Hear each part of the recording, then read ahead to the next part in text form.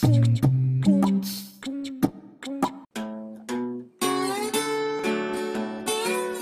week on Working Class Foodies, we're going to make a classic American breakfast: eggs, potatoes, and breakfast meat.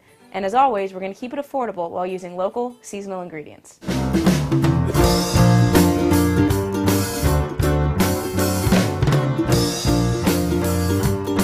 This week on Working Class Foodies, I wanted to make a spin on a classic potato hash, but instead of using overly salted canned corned beef, I used a fresh chorizo sausage homemade at a local market. You can use any kind of fresh sausage for this recipe, or you can use leftover roasted vegetables instead if you prefer. I picked up a carton of eggs and a pound of red-skin potatoes at the farmer's market. First thing you should do is put your eggs out on the counter to let them come to room temperature. Just as with meat, eggs will cook better if you start them off at room temperature. Next, you want to parboil your potatoes. I actually recommend that you keep a container of parboiled potatoes already in your fridge, but if you don't have that on hand, that's totally fine. Here's a really simple way to do it. Cut your potatoes into bite-sized pieces.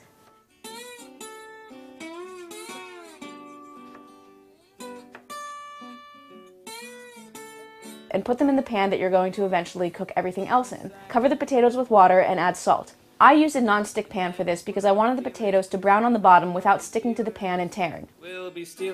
Bring this to a boil and boil the potatoes for about 10 minutes or until they're just fork tender.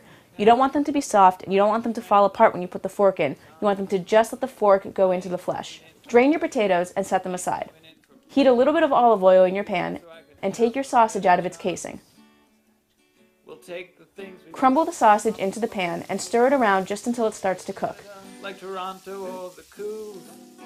Then mince a clove or two of garlic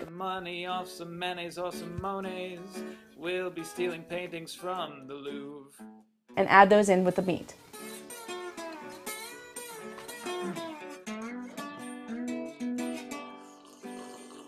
If you're using leftover vegetables, go ahead and heat those up. When your meat is cooked or your leftover vegetables are warmed through, add your potatoes back in.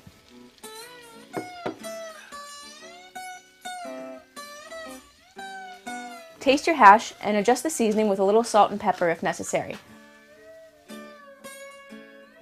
You want the potatoes to brown on the bottom, so you don't want to stir them too much or they won't brown. Let it sit and cook.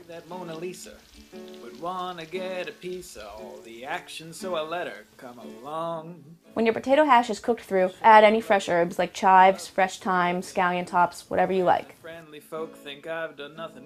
Set it aside in a bowl. Before my life was bumpy and my clothes were looking frumpy. Turn your heat down to low and add a little olive oil to the pan.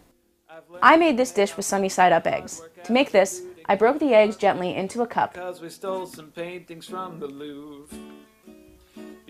Gently slide your eggs into the pan. Whites first. You want it to be just warm enough so that they hold their shape and cook through, and you want the whites to cook but the yolks to stay soft. Season with salt and pepper and a little fresh herbs if you want. I used fresh thyme. And just cook until the whites are set. You can also add scallion tops if you want. Slide the eggs back out of the pan and serve on top of your potato hash with a nice piece of toast on the side. And that's it. That's your classic American breakfast. This dish made 2 giant portions, and the total cost, with the toasted focaccia, came down to $3 a person. So that's our Working Class Foodies breakfast. Let me know in the comments below what your favorite breakfast is, and we'll see you next week on Working Class Foodies. Don't forget to sign up for our new Working Class Foodies newsletter. The link is below. We'll see you next week.